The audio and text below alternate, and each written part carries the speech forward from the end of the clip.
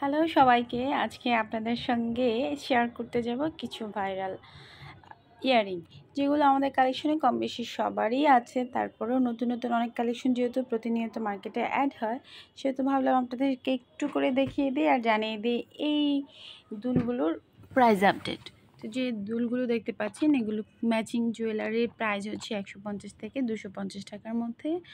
আবার কিছু কিছু মামারাও কিন্তু যখন আপনারা একটু বার্গেনিং করবেন, তখন প্রাইস একটু কমিয়ে রাখবে। এছাড়াও গোল্ডেন কালার চুড়ি, অক্সিডাইজের চুড়ি তো রয়েছে।